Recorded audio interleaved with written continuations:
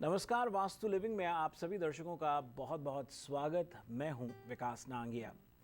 दर्शकों, जेमस्टोन्स जितने देखने में सुंदर लगते हैं उतने ही वे लाभदायक भी होते हैं, लेकिन ज़रूरी है कि हम ये समझें कि कौन सा जेमस्टोन किस मकसद के लिए इस्तेमाल करना चाहिए और कहाँ वह हमें लाभ पहुंचा सकता है। इसमें हमारी मदद कर सकती हैं हमारी वास्तु और फंक्शुई कंसल्टेंट पल्लवी छिल्लावड़ा। इसे जहन में रख कर के आज हम उनसे बातचीत करेंगे जेमस्टोन थेरेपी एंड वास्तु विषय पर। आइए उनका स्वागत करते हैं। पल्लवी जी, कार्यक्रम में आपका बहुत बहुत स्वागत। Thank you very much. Gemstone therapy and vastu, इसका कमर्शियल रेजिडेंशियल प्रॉपर्टी से कोई लेना देना नहीं है, लेकिन लेना देना व्यक्ति की ओवरऑल पर्सनालिटी से है जी। क्या कहेंगे इस विषय के बारे में, gemstone therapy and vastu? Gemstone एक ऐसा साइंस है जो इंसान की बॉडी के ओरा के ऊपर डायरेक्ट इफेक्ट करता है। उसके अच्छे या बुरे प्रभाव आपके आसपास के अंदर, आपके शरीर के अंदर जो कलर के लिए जो हमारे बॉडी के अंदर एक सिस्टम बना हुआ है जिसको बॉडी का ओरा कहते हैं, उसको अलग अलग तरह के कलर से प्रभावित करना, अट्रैक्टिव करना बड़ा ही नेचुरल माना जाता है। स्टोन के अंदर एक खास तरह का मटेरियल होता है, विद कलर के साइंस के साथ जब वो जुड़ता है तो आप दो तरह से आपके पास स्टोन रख सकते हो। एक तो आप उसको पहन सकते हो और कहीं भी आप ट्रैवल करते हो, कहीं भी घर के बाहर होते हो, आप अपने प्रोटेक्टेड चीज़ों के साथ रह सकते हो। दूसरा, अपने घर की साज सजावट के लिए भी यूज़ कर सकते हो। अभी जो कंटेम्परेरी डेकोरेशन होता है उसके अंदर स्टोन का बहुत ज़्यादा उपयोग किया जाता है।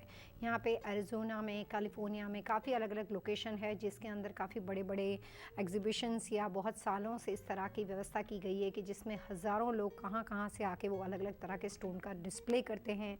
उसके काफ़ी एक्सपेंसिव डेकोर होते हैं। तो स्टोन का क्या महत्व है, कौन सा स्टोन आपके लिए सही है, किस तरह का डेकोरेशन घर में करना चाहिए, और अगर कोई परेशानी फ़िलहाल चलती हो तो उससे आप रेमेडियल बेस पे उसको रेक्टिफाई करने के लिए किस तरह से उपयोग में ले सकते हो, तीनों बातों का डिफरेंस जानना किसी भी स्टोन के खरीदने से पहले सबसे ज़्यादा ज़रूरी होता है। तो बतौर रेमेडियल मेजर कह सकते हो या ये कह सकते हो कि एनहांस करने के लिए किसी भी चीज़ के लिए जेमस्टोन थेरेपी को इस्तेमाल किया जाता है। चलिए, पहनने के ऊपर तो बहुत से लोग चर्चा करते हैं और करते रहते हैं जी। लेकिन इसको चलिए अगर वास्तु के नज़रिए से अगर मैं और समझना चाहूँ कि प्लेसमेंट के नज़रिए से बात करना चाहूँ और छोटे छोटे मुद्दों को लेकर के बात करना चाहूँ कि क्या कोई स्टोन हेल्थ के रिलेटेड है या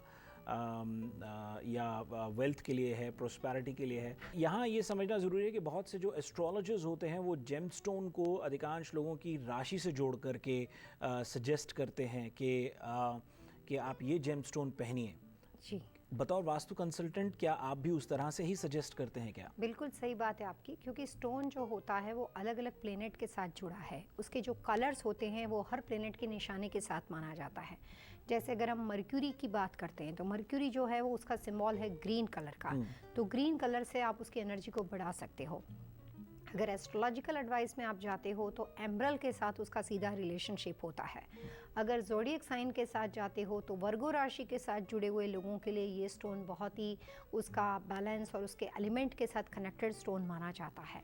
लेकिन जब किसी खास वजह के लिए आप काम करते हो तो उस वक्त ये देखा जाता है कि जो मटेरियल, जिस कलर को आप अप्लाई करते हो वो सिर्फ पहनना काफ़ी है, कितने कैरेट का होना चाहिए, उसका वेट कितना है, किस तरह से उसको रिंग में अंगूठी बनानी चाहिए या रिंग में पेंडेंट के तौर पे पहनना चाहिए, आपके आसपास की सजावट के अंदर भी उसको अप्लाई करना पड़ेगा। तो जैसे अगर सिर्फ हम इसी मर्क्यूरी के यानी कि एमरल्ड के ऊपर बात करते हैं तो उसका सब्स्टिट्यूट जो वास्तुशास्त्र और फेंगशुई के अंदर माना जाता है वो है जेड स्टोन, जो ग्रीन कलर का होता है। सो सिंबल कलर उसका सेम एलिमेंट है लेकिन उसके दोनों मटेरियल अलग अलग है। जैसे अगर आप बर्मा का जो ये होता है वो सबसे बेस्ट स्टोन माने जाते हैं। तो जहाँ से भी आपने सिर्फ एम्ब्रल को पहना और उसी स्टडी डेस्क के ऊपर या जिस पर्पज़ से आप काम करना चाहते हो उस जगह पे आपने एक और भी जेड प्लांट को रखा, तो ये तीनों मटेरियल जब साथ में आते हैं तब आपकी जो एनर्जी लेवल है वो बहुत ज़्यादा बढ़ जाती है। क्योंकि जेमस्टोन कई बार बहुत ज़्यादा एक्सपेंसिव होते हैं।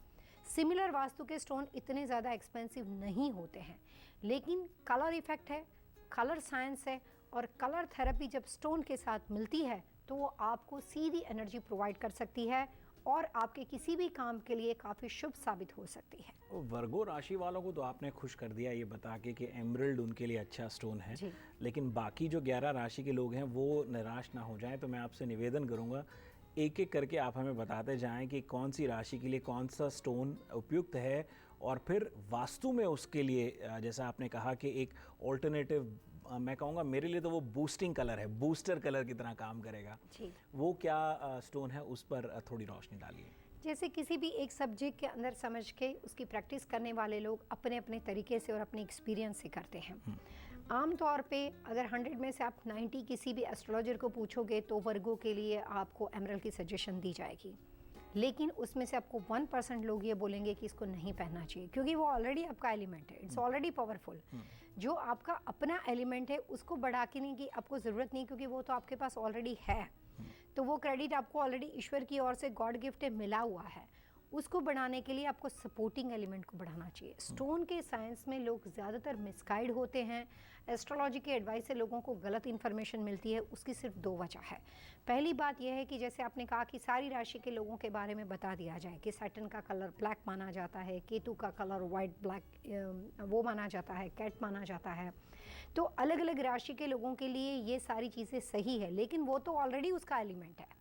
अगर आपको काम करना हो तो 2 बातों का ध्यान रखना चाहिए कि वर्गो राशि वाले लोगों के लिए इसके अलावा उसका सपोर्टिंग कलर क्या है, जिसको येलो माना जाता है और जिसको शायद गुरु का सिंबल माना जाता है, और उसका डिस्ट्रक्टिव एलिमेंट क्या है, तो वो शनि का कलर माना जाता है और जो ब्लैक कलर होता है। तो कहने का मतलब ये है कि पॉजिटिव साइंस के लिए जो आपका अपना एलिमेंट है, अगर उसको आप बढ़ाते हो तो उससे ज़्यादा क्वालिटी में फ़र्क नहीं पड़ेगा, लेकिन आप उसका सपोर्टिंग एलिमेंट को बढ़ाते हो तो बहुत फ़र्क पड़ जाता है। तो यहाँ पे बात वास्तु पॉइंट ऑफ व्यू से आपके आसपास में रखी हुई चीज़ों की दिशाओं के माध्यम से, ग्रहों के माध्यम से, कलर साइंस से और व्यक्ति दर व्यक्ति, ये चारों चीज़ों को मिला के क्या क्या स्टोन का सजेशन करना चाहिए और जिससे किस तरह के आपके काम बन सकते हैं, उसकी ज़्यादा इन्फॉर्मेशन मैं ज़रूर देना चाहूँगी।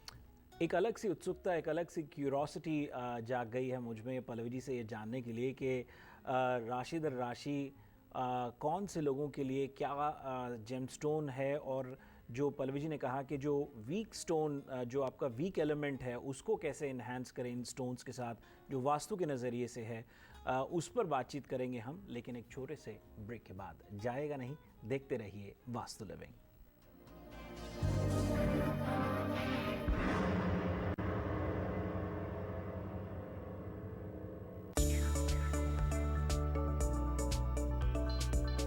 Hi, I am Pallavi Chillabada. You are probably wondering why Vastu living is important. Vastu is not just about the construction of the home, but it's a complete lifestyle that regulates your home.